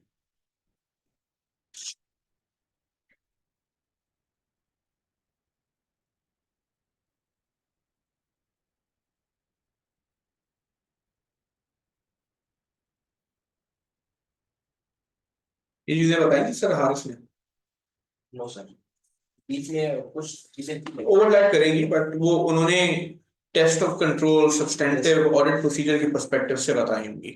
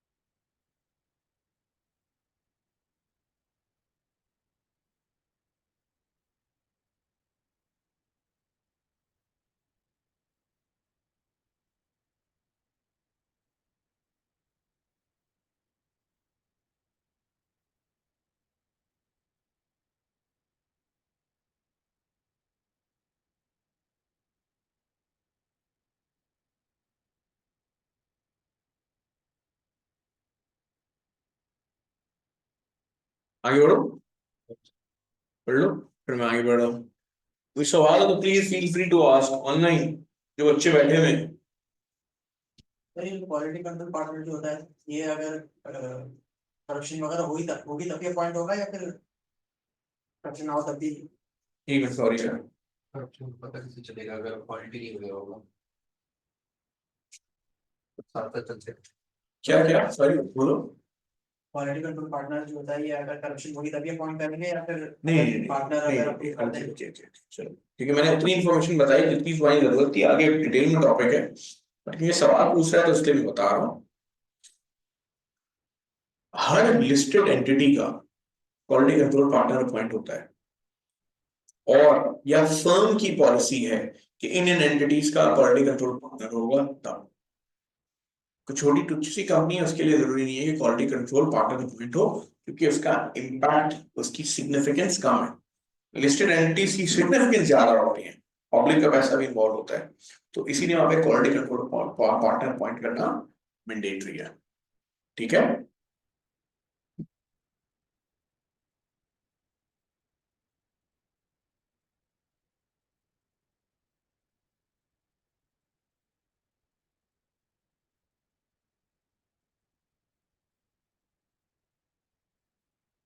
तो भाई जो चीज मैं पढ़ाऊंगा ना, उसके हैंडआउट नोट्स मैं आपको दूंगा। आ रही बात समझ में? क्योंकि आई कैन अंडरस्टैंड स्ट्रेट में बहुत सारी चीजें काफी कॉम्प्लिकेट तरीके से लिखी हुई हैं, तो I will be giving you those handouts. एक दफा उसको पढ़ लोगे ना, तो that is sufficient for you to get through your papers. ठीक है, साथ ही साथ जिस तरह से मैं लॉ पढ़ा रहा था कि मैंने एक टॉपिक पढ़ाया, साथ ही साथ पास्ट पेपर्स के क्वेश्चन डिस्कस कर लिए, तो ऑडिट के अंदर भी मैं सेम यही चीज करता हूँ कि जैसे मैं एक टॉपिक पढ़ाऊंगा, साथ साथ साइमल्टेनियसली मैं उसके पास्ट पेपर्स के क्वेश्चंस भी डिस्कस करूंगा। किसी दिन हो सकता है सवाल हो कि सर ये कोर्स कब तक कंप्लीट होगा, कि भाई मेरा एक नॉर्मल रूल ऑफ थंब है कि मैं 1 महीने पहले कोर्स खत्म कर देता हूँ, और इंशाल्लाह सिर्फ एक आधी दफा ऐसा हुआ है जब मैं, मेरे ख्याल हज पे गया था, तब मेरा कोर्स थोड़ा सा आगे बढ़ा था, वरना 1 महीने पहले कोर्स खत्म हो जाएगा, परेशान नहीं। हाँ, समर में मैं वेकेशन जरूर करता हूँ, रमजान में मैं क्लासें कम से कम ले रहा होता हूँ, तो हो सकता है जून जुलाई में मैं छुट्टियां करूँ। फैमिली भी है ना, इतना बंदा मेहनत करता है, काम करता है, तो जाहिर सी बात है कहीं घूमने फिरने भी जाता है, वरना बेगम भी घर में घुसने नहीं देगी, बच्चे भी घुसने नहीं देंगे। समर्स में मैं ट्रिप करता हूँ, दिसंबर में मैं ट्रिप करता हूँ, तो वो हम मैनेज कर लेते हैं उसके अंदर। उससे पहले मेरी कोशिश ये होती है कि रीजनेबल कवरेज में करवा दूं, ताकि तुम्हारे पास सिग्निफिकेंट मटेरियल हो पढ़ने के लिए, प्रैक्टिस करने के लिए। ठीक है, कोई सवाल? आगे बढ़े। तो एक और बेसिक प्रिंसिपल, हम लोग को ये पता है कि एक्सटर्नल ऑडिटर का इंडिपेंडेंट होना जरूरी है। हम लोगों को ये पता है कि एक्सटर्नल ऑडिटर को शेयर होल्डर अपॉइंट करता है। हम लोगों को ये पता है कि शेयर होल्डर और डायरेक्टर्स के दरमियान रिलेशनशिप एजेंसी की है। तो भाई मैनेजमेंट का क्या काम है और एक्सटर्नल ऑडिटर का क्या काम है? जो हमने थोड़ी देर पहले बात करी थी ना, कि एक्सटर्नल ऑडिटर जो काम करता है और मैनेजमेंट जो काम करती है, उसमें चाइनीज वॉल है ना, ये वहां आ सकता है ना वो यहाँ आ सकते हैं। क्या है? मैनेजमेंट बनाती है फाइनेंशियल स्टेटमेंट्स। फाइनेंशियल स्टेटमेंट का मतलब मालूम है क्या होता है? Excellent. It's a statement of financial position, profit and loss, comprehensive income, cash flow statements, statements, change in equity, notes to the financial statements and comparative figures. ये collectively कहलाते हैं financial statements. बैलेंस शीट नहीं, P&L नहीं, cash flow नहीं, notes नहीं, comparative नहीं, पूरे financial statement बनाने की जिम्मेदारी किसकी है? डायरेक्टर्स नहीं, मैनेजमेंट, जो सीएफओ और उसकी नीचे टीम बटालियन है, उसका काम है कि वो फाइनेंशियल स्टेटमेंट्स को बनाए। तो ऑडिटर क्या करेगा? ऑडिटर को उसको चेक करेंगे। ऑडिटर का काम है कि इन फाइनेंशियल स्टेटमेंट्स को करे रिव्यू। सर अगर मैनेजमेंट बोले कि यार प्लीज प्लीज ये फाइनेंशियल स्टेटमेंट बना दो, क्या करोगे? मना कर दोगे। ये मेरा काम नहीं है, मेरा काम है रिव्यू करना। हम लोग क्या करते हैं ऑफिस में, अगर जल्दी देना हो ना, हम गलत सलत बना के ऑर्डर को दे देते हैं। कहते हैं हाँ यार, तू बनाएगा तो नहीं, ठीक तो करेगा ना, कर। फंस जाता है वहां पे। अच्छा अगर ला रहा होता है इसको, ये देख ले, ये गलत है, ये गलत है, ये गलत है, हाँ ठीक है ले आओ कर ले, ये हो सकता है। बट ऑर्डर बोलते हैं यार बना दो ना, तुम हम काम कर रहे हैं, हमारी गलती नहीं, और तुम ही बना दो, तुम ही रिव्यू कर लेना, दे दो। ऐसा नहीं हो सकता। मैनेजमेंट का काम है फाइनेंशियल स्टेटमेंट बनाए, ऑर्डर का काम है रिव्यू करे। सब लोग यहाँ पे मेरे साथ हो, तुम लोग फर्म में जाओगे, कभी भी कोई क्लाइंट बोलेगा फेस्टल बैंक पे ऑडिट पे आए और फेस्टल बैंक के सर तनवीर बोले बेटा ये तो मेरा ही स्टूडेंट है, बना दे यार फाइनेंशियल स्टेटमेंट, तुम क्या करोगे? स्ट्रेट अवे मना कर देना है, चाहे भले तुम्हारा टीचर ही क्यों ना हो वहां पे, कि नहीं भाई I am an external auditor, I am the auditor, आप ही का स्टूडेंट हूँ, आप ही ने सिखाया है कि मैनेजमेंट और ऑडिटर के दरमियान चाइनीज वॉल होती है। इसी तरीके से मैनेजमेंट का काम है design and implement system of internal control. I am sure sir Haris ने थोड़ी बहुत बात करी होगी इंटरनल कंट्रोल के ऊपर। क्या होते हैं आईएएस वगैरह, आईएएस बिल्कुल लेमैन, अभी तो छोड़ दो, बिल्कुल लेमैन बनी बताओ इंटरनल कंट्रोल क्या है। इंटरनल कंट्रोल क्या है? तुम्हारे घर पे ताला लगा हुआ है, लॉक करते हो ना अंदर से कि कोई घुस नहीं जाए, ये क्या है? कंट्रोल, कि कोई आउटसाइडर नहीं आए। टीएसए में इंटरनल कंट्रोल क्या है? कि वहां पे एक कार्ड लगाया हुआ है, जैसे ही स्वैप करते हो अलाउड आती ना, आप डिसअलाउड, फॉरेन सिक्योरिटी गार्ड के कान खड़े हो जाते हैं। दूसरा कंट्रोल क्या है? कंट्रोल पे कंट्रोल लगाया हुआ है कि सिक्योरिटी गार्ड है, कि कोई भी मशकूक किस्म का लड़का आता है उसको पकड़ लेता है और सड़क पर के बाद लेके चला जाता है। ये क्या है? Internal control. किस लिए लगाए टीएसए में?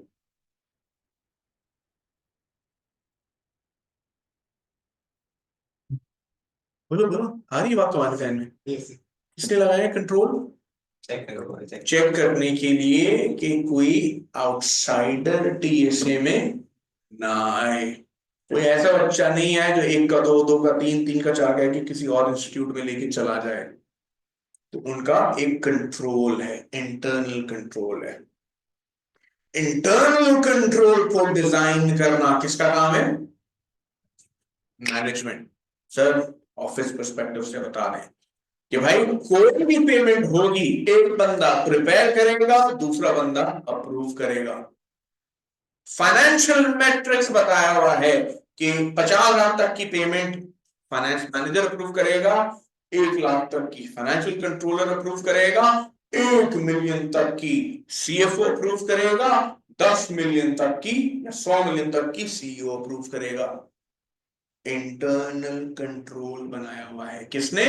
मैनेजमेंट ने। ऑडिटर का क्या काम है?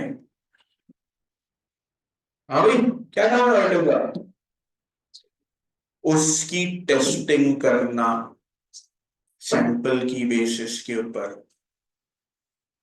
ऑडिटर ये देखेगा कि क्या ये कंट्रोल जो मैनेजमेंट ने डिजाइन करे हैं, जो मैनेजमेंट ने इंप्लीमेंट करे हैं, वो इफेक्टिव है या नहीं, सही चल रहे हैं या नहीं। ऐसा तो नहीं लाख वाली पेमेंट भी मैनेजर कर रहा है, 10 मिलियन वाली पेमेंट भी मैनेजर अप्रूव कर रहा है। आप सैंपल उठाओगे, उसको टेस्ट करोगे कि ये कंट्रोल इफेक्टिव है या नहीं। क्या सब लोग यहाँ पे मेरे साथ हो? कोई सवाल यहाँ तक? और क्या काम है? बहुत इंपॉर्टेंट काम है एक और।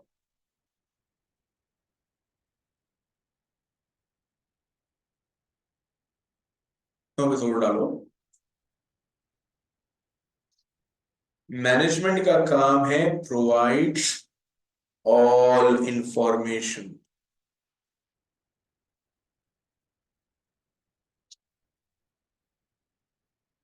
तो क्या है इसका?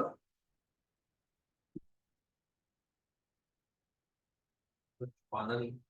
कुछ छुपाना नहीं है, खुदा को हाजिर नाजिर जान के सब कुछ सच सच बताना है, सारी इंफॉर्मेशन प्रोवाइड करनी है। सर वो ऑफिस में तो कुछ चीजें हैं, डिफरेंट सिटीज के अंदर ब्रांचेस हैं, यहाँ पे मैनेजमेंट कैसे प्रोवाइड करेगी इंफॉर्मेशन? भाई रिक्वायरमेंट है, या तो वो इंफॉर्मेशन को मंगवाए और ऑडिटर को दे, या ऑडिटर को उस इंफॉर्मेशन के पास ले जाए। कराची, लाहौर, इस्लामाबाद में इंफॉर्मेशन पड़ी भी है, या मंगवा लो या ऑडिटर को भेज दो वहां पे। मैनेजमेंट की जिम्मेदारी है टू प्रोवाइड ऑल इंफॉर्मेशन, चाहे कहीं पे भी पड़ी हुई। मैनेजमेंट ये एक्सक्यूज नहीं कर सकती, नहीं सर आप तो कराची में हो, इंफॉर्मेशन तो लाहौर में है, आई एम सॉरी वो नहीं आ सकती। नहीं भाई, जिम्मेदारी है मैनेजमेंट की, ऑडिटर को वहां भेजे और जाके देखे। हम लोग जब टाइम्स के ऑडिट के ऊपर जाते थे तो डिफरेंट रीजन्स की ब्रांचेस पे विजिट करते थे कंट्रोल के पर्सपेक्टिव से। तो सर पैसे कौन देता था? मैनेजमेंट। सर खाना पीना कौन देता था? मैनेजमेंट। सर एकोमोडेशन कौन देता था? मैनेजमेंट। सर इसके अलावा कुछ और चीज मिलती थी, डेली का पर डीएम मिल रहा होता था,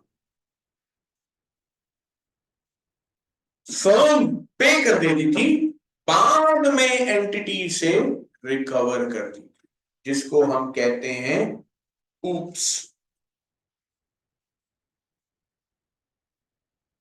नाम सुना है उसका आज से पहले?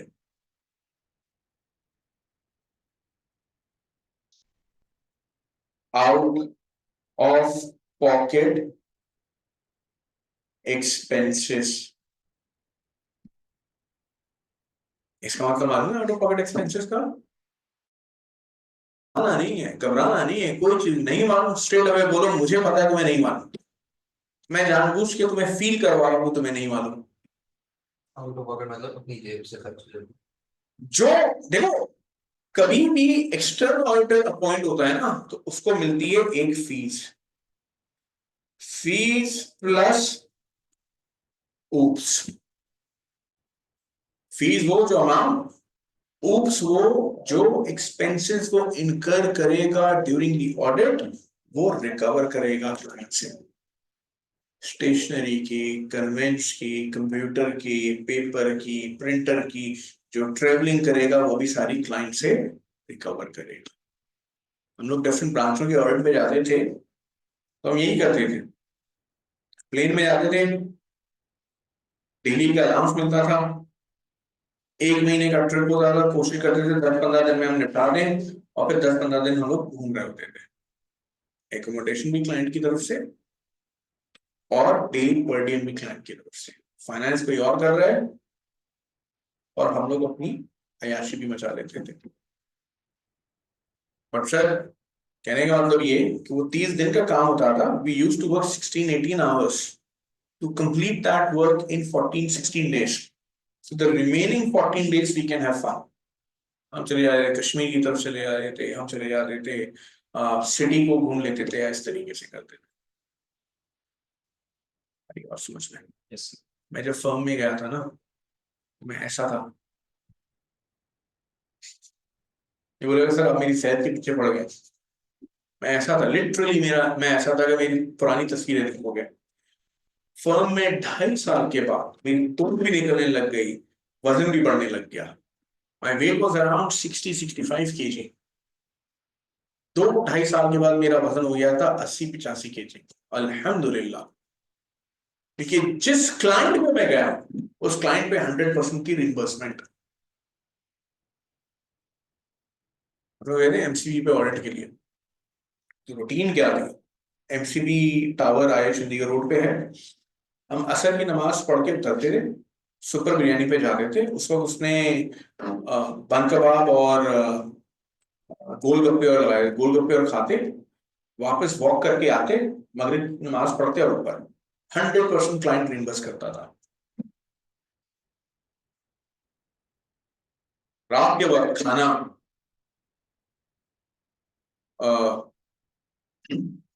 जो चाहे मंगवा लो, तो डबल बिरयानी आ रही है, लीटर लीटर की बोतल आ रही है, रायता सलाद अलग आ रहा है, जर्दा स्पेशल जर्दा अलग आ रहा है। जाहिर सी बात है, अगर इतना खाओगे तो वजन तो बढ़ना ही है। फिर एक साल गुजरा, समय सीनियर सीनियर लेवल पे गए, तब एहसास हुआ यार इस तरीके से तो 100+ वजन हो जाएगा 1-1.5 साल के अंदर। नहीं, क्वांटिटी कम करो बट क्वालिटी खाओ, अच्छा खाओ। तो फिर हमने क्या करा था कि हम जो जूनियर्स होते थे उनको भेज देते थे, तो उनकी लिमिट भी हमें मिलती थी। तो हम अच्छी जगह से खाना मंगा, फिर हम बारबेक्यू नाइट से मंगवा लिया, किसी अच्छे रेस्टोरेंट्स पर, चाइना टाउन होता था वहां से मंगवा लिया खाना। कम आता था बट क्वालिटी अच्छी मिलती थी, क्वांटिटी कम होती थी। हाँ, अभी भी मिलते हैं यार। मैं अभी फैसल बैंक एग्जाम्पल दे रहा हूँ, हमारे जो एक्सटर्नल ऑडिटर्स हैं उन्होंने भी बिलिंग भेजी थी, तो 55,000 की रिम्बर्समेंट उन्होंने डाली 3 दिनों की। मैंने वापस भेज दी, मैं साइन नहीं कर रहा। कह रहे क्यों? मैंने, अबे पर बंदा 2,500 का तुम लोग खा रहे हो, क्या खा रहे हो? मतलब पर बंदा तुम लोग की लिमिट है 500 रुपए, जो खाना है 500 रुपए में खा लो। जब ये लोग उस कुर्सी पे बैठते हैं ना तो इनका माइंडसेट डिफरेंट हो जाता है। बट उसका रीजन ये क्या, दे वर अब्यूजिंग द सिस्टम। जब ज्यादा अब्यूज करने लगे तो मैंने लिमिट लगा दी। थोड़े टाइम के बाद जब नॉर्मलाइज हो जाएंगे तो मैं लिमिट हटा दूंगा, क्योंकि मैं, जो बैंक मुझे पैसे दे रहा है, I have to manage that as well ना, कि ऐसा नहीं कि फीस से ज्यादा उनकी खाने पीने के बिल आ जाए। तो आ, ये चीज अल्हम्दुलिल्लाह पार्टनरशिप में बहुत आया है। एमसीबी पे उनका कैफेटेरिया होता था 6 फ्लोर पे एग्जीक्यूटिव का। 3 तरह के ऑप्शन होते थे, इट वॉज फ्री। आइदर आप पाकिस्तानी खाएं, कॉन्टिनेंटल खा लें, और मेरे ख्याल सैलेड्स वगैरह तीसरे ऑप्शन होता था या क्या। 3 ऑप्शन, तीनों में से कोई एक सिलेक्ट कर लें आप। और सेल्फ सर्विस बुफे लगे हुए थे, जितना चाहे आप खा लें। वहाँ पे लिमिट नहीं थी। वहां पर लिमिट, वहां पर पर पर्सन उन्होंने कार्ड दिए हुए थे ना, आप चाहे चार्ज कर लें उसको। तो वो तो सब्सिडाइज रेट के अंदर ऑलरेडी बैंक्स ने दिया होता अपने एम्प्लॉयज को, एग्जेक्टिव्स को। तो हम लोग भी ऑडिटर थे, तो एग्जेक्टिव वाला ट्रीटमेंट था हमारे साथ भी। तो ये जो अगला फेज है ना तुम लोग की जिंदगी का, उस फेज को जो तुमने एंजॉय करना है ना, इस फेज में you will learn and you, तुम्हारा स्किल सेट है ना वो पॉलिश होगा। और उस फेज को हमेशा याद, जो दोस्तियां तुम्हारी होंगी फर्म के अंदर वो हमेशा रहेंगी। आज भी हमारे जो फर्म के दोस्त हैं, कोई कहाँ सीएफओ है, कोई कहाँ सीएफओ, हम लोग बैठते हैं, हम लोग वही 55 वाली हरकतें कर रहे होते हैं, हालांकि 40-42 साल के बुढ़े हैं हम लोग। But when we sit together we act like we are in our 20s। कहते हैं ना कि इस फेज के अंदर जो तुम्हारी दोस्ती होगी वो आगे बहुत दूर तक जाएगी। मेरा एक दोस्त है जो पिछली 3 जॉब्स मैंने स्विच करी है ना, मैं जब जा रहा हूँ उसको बोलता है यहाँ पर आना है, कहता है हाँ वहां पर आया। When I was coming back to Pakistan तो वो मेरी जगह पे गया यूएई में। सो दिस इज हाउ वो नेटवर्किंग आपकी बनती है। खैर एनीवेज, तो हम ये कह रहे थे कि मैनेजमेंट की जिम्मेदारी है प्रोवाइड ऑल इंफॉर्मेशन, और ऑडिटर का काम है इस इंफॉर्मेशन को वेरीफाई करे। चाहे एक्स्ट्रा एक्सपेंस इनकर करना पड़ेगा, मैनेजमेंट इनकर करेगी। जैसे लोग यहाँ पे मेरे साथ हो, कॉपी।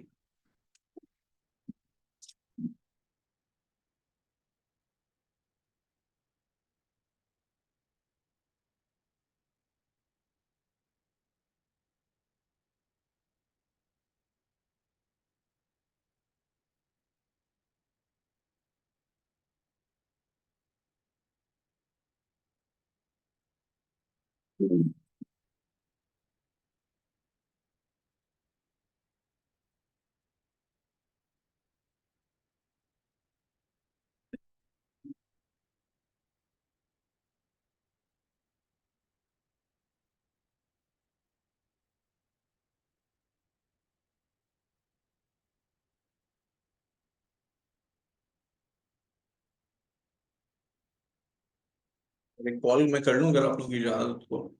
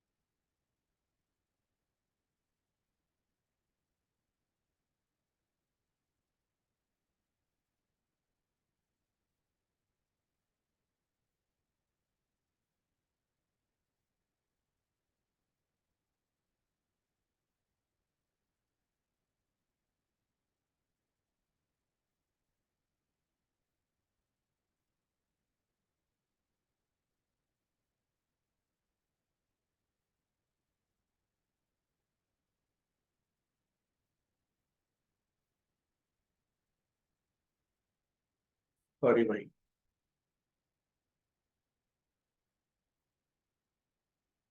समझ में आ रहा है? यस कोई टेंशन? ठीक है, तो छोटी छोटी चीजें अभी हम पढ़ रहे हैं। नेक्स्ट क्लास में we'll try to connect these things, ठीक है ना?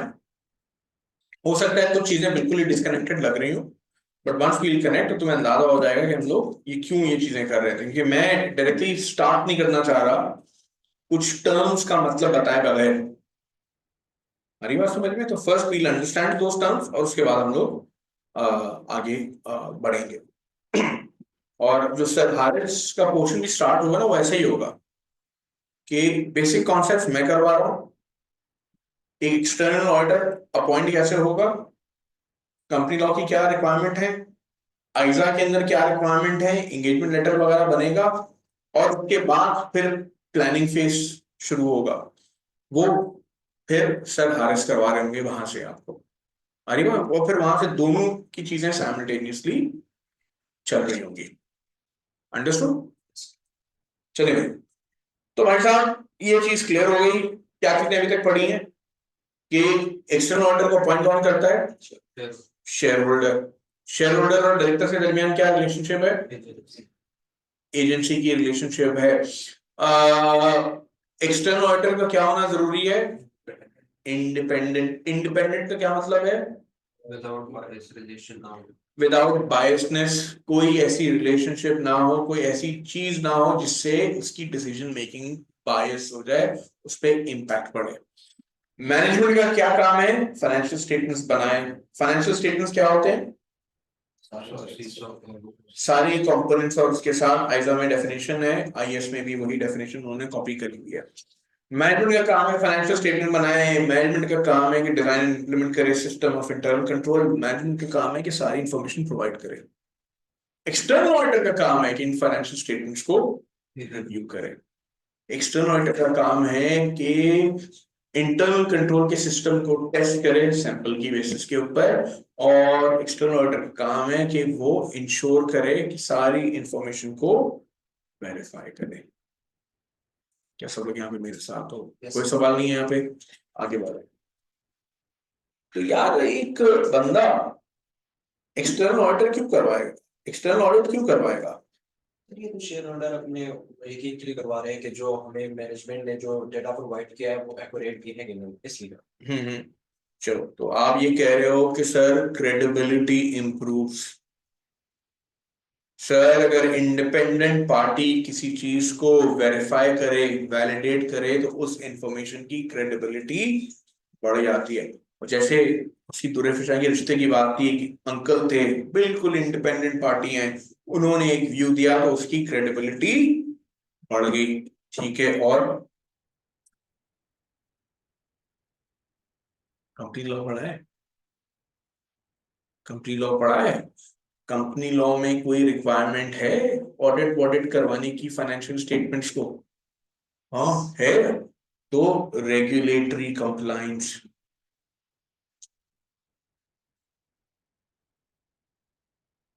है ना, हाफ ईयरली एनुअल बेसिस पे जरूरी है listed entity half yearly basis पे रिव्यू हो और एनुअल बेसिस के ऊपर उसका ऑडिट हो, ठीक है। और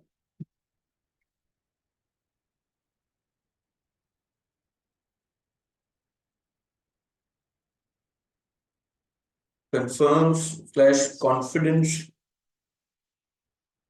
टू मैनेजमेंट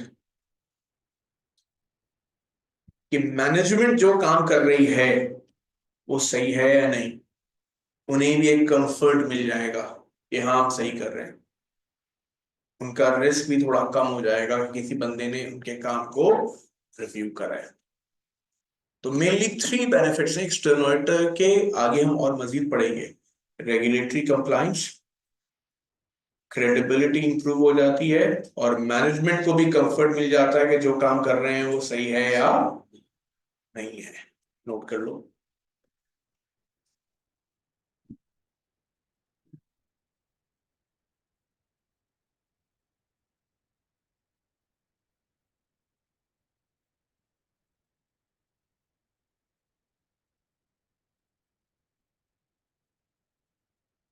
के बाद किसकी क्लास है?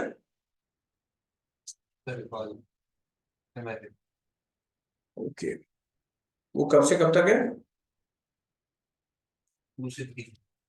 पहली क्लास है, इससे पहले हो चुकी है?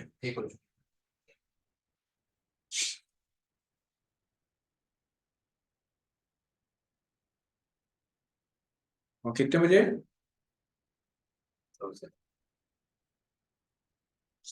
मैं अगर जल्दी ऑफ करना चाहूँ कर लूं? जल्दी कर, क्यों? तो रास्ते वगैरह बंद हो जाएंगे आज की तरह। अरे हाँ, आज तो हजरत अली वाला रोजा है ना, 21वां रोजा है आज। हम्म, तो 1:15 तो बज रहे हैं, कितने बजे ऑफ कर दूं? तो पढ़ने के लिए आया है या ऐश ही करने के लिए आया है? अब तो कैफे में आई है यार, मतलब अब तो ऐसा नहीं करा करके तो जल्दी ऑफ कर देना, अब तो होनी चाहिए पढ़ाई। वो होता है ना कि जैसे जैसे आप आगे बढ़ते हो तो वैसे वैसे सीरियसनेस भी आपकी बढ़ती जाती है। शुरू में हो सकता है तुक्के में पेपर निकल जाए, जैसे जैसे ऊपर जाते हो तुक्के में पेपर नहीं निकलते, फिर हम कहते हैं यार वाकई में इस बंदे ने मेहनत करी और उसके बाद वो पास हुआ है। शुरू में अच्छे खासे लोग नॉन सीरियस होते हैं, आहिस्ता आहिस्ता सीरियस होते रहते हैं। सीए के अंदर भी देख लो ना, अगर आपस में एक दूसरे को जानते हो तो जब आए होगे बिल्कुल सूखे काकड़े हो गए, आहिस्ता आहिस्ता फिर माशाल्लाह से वजन बढ़ने लग गया होगा। हुआ होगा ना ऐसा? ये असर है इसके बाद, ऐसा हुआ है नहीं। तो खैर मैं क्लास को ऑफ कर रहा हूँ यहाँ पे। नेक्स्ट क्लास में हम इंशाल्लाह यहीं से कंटिन्यू करेंगे। जो ऑनलाइन भी बच्चे बैठे हुए हैं कि यार मैं रमजानों में क्लास नहीं रखवाऊंगा, मैं ईद के बाद क्लास रखवाऊंगा, प्लीज मेक श्योर एटलीस्ट शुरू की क्लासें फिजिकली लो। एक दफा फ्रीक्वेंसी मैच हो जाए ना, उसके बाद बेशक आप लोग ऑनलाइन की तरफ चले जाएं, ठीक है ना। अनटिल अनलेस किसी का कोई जेन्युइन रीजन है, कन्वेंस का इशू है, मुल्क से बाहर है, सिटी से बाहर है, that is understandable. But if you are in Karachi तो आई वुड रिक्वेस्ट कि प्लीज फिजिकली आके लो। Physically you will have a different feel जब प्रैक्टिकल एरियाज के अंदर हम लोग जाएंगे तो। ठीक है जी, थैंक यू वेरी मच। मैं क्लास को ऑफ कर रहा हूँ। एडवांस में ईद मुबारक।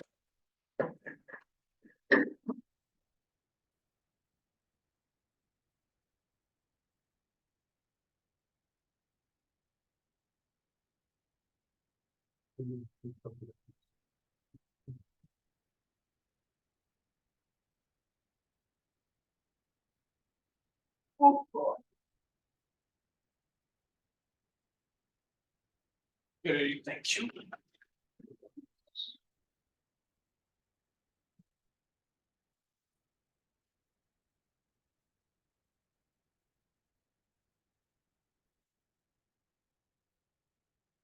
क्या सिस्टम है? अभी पूरा बड़ा वाला मान लीजिए सर, कौन सी क्लास है? कौन सी? नहीं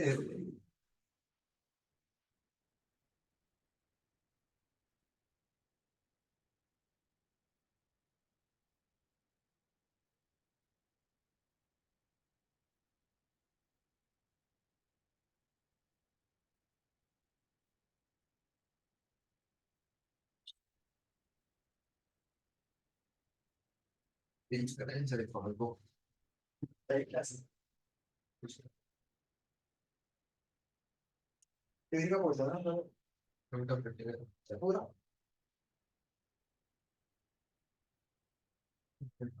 मार्क्स